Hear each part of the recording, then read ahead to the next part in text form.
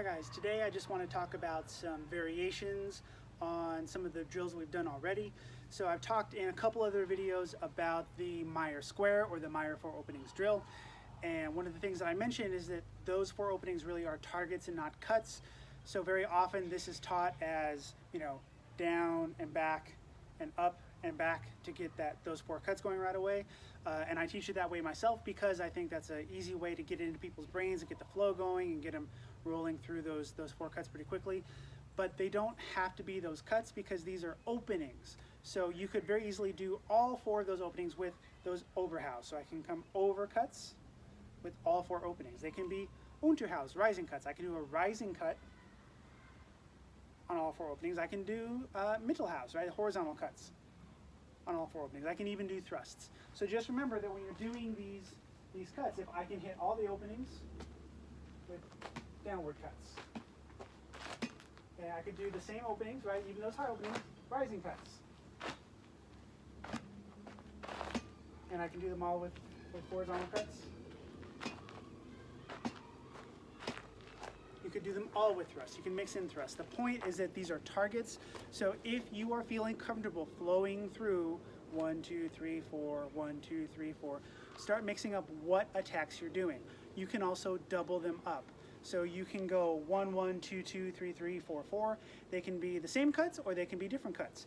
So one drill that is kind of nice is you're going to double them up and go Oberhaus, overcut, and then Unterhaus. So come 1, 1, 2, 2, 3, 3, 4, 4. So I hit each one twice, once with an Oberhaus, once with an Unterhaus. You can mix and match. The point is being able to throw to these openings from other openings with a variety of tacks. So that's going to be your kind of first modification. You can certainly do the same thing with the 1 through 6 drill. The various amount of cuts you can double them up. You can throw all Oberhaus, all Unterhaus, all Mittelhaus. Play with it. With the 1 through 6 drill in particular, I talked about this a little bit with the Meyer square, but you can do thrusts in between each one. So if I'm doing the 1 through 6, I can come 1 thrust, 2 thrust, 1 thrust, 3 thrust, 1 thrust, 4 thrust, 1 thrust, 5 thrust, 1 thrust, 6 thrust. And it's just another way to get some more variation in your attacks and get used to flowing between cuts and thrusts pretty well. The last thing I want to give you for today is just the idea that using the space next to your pel is just as valid as hitting the pel.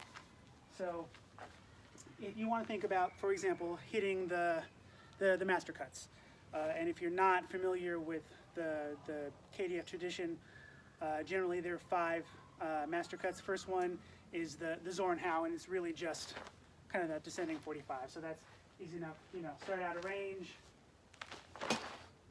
hit the sword, no problem, hit the pel. The next one is usually the Krumpau, the crooked cut. Most commonly this is shown as with the offline step, and we're going to cut across the body. We're hitting the sword or the hands. So again, we can be out here. We're going to step off away from the pel. We're going to hit the pel, so I'm throwing across my body, hitting the pel. Next one is the forward cut. This is that kind of rising back edge cut, so I'm doing it from here or here. I'm going to throw, and so certainly I can do that again with the pel. With this one, practice stepping off the line, of course, but also practice stepping across the line. You get some kind of cool, different effects with that.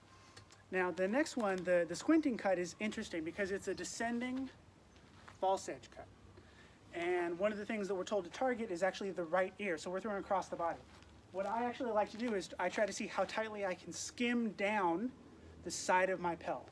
So in a perfect world, when I'm facing it, I'm not going to hit the center. What I actually want to do is see how tightly I can throw right down the side of my pel. Then I'm pretending that I'm clipping off that right ear. And I can certainly do it with the step. I can do the higher version, but I want to see how closely I can skim down the side of that pel. And then with the scalp cut, really this is just making sure that I'm getting the nice extension.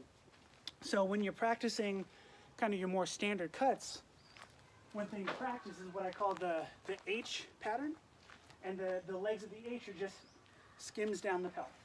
So I can come 1, down, 2, down, 1, 2, pull, pull, hit, hit.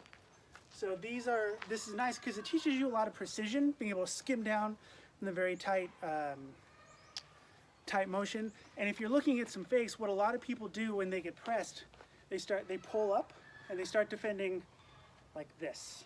This is particularly common in SEA heavy, or if people start to feel too pressed and they start to pull back and crowd on themselves, the point goes up. This is good to practice slot shots. So one of the things that I will practice is I will throw kind of a horizontal cut or even a slightly diagonal cut.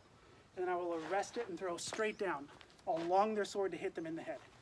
And a good way to practice it on the Pell is the same thing as you. Right? You can even compound that. Thrust, low, down the Pell. Thrust, low, down the Pell. And so you're just practicing how tightly can I get my motion on it. And you do want to skim the Pell. You want to hit the smallest possible window. So play with that, throw all of your horizontal cuts, throw some fakes and slide down, but mess with the different versions of the Pell. Try to get creative how you use the Pell and how you target it, and we'll see what happens.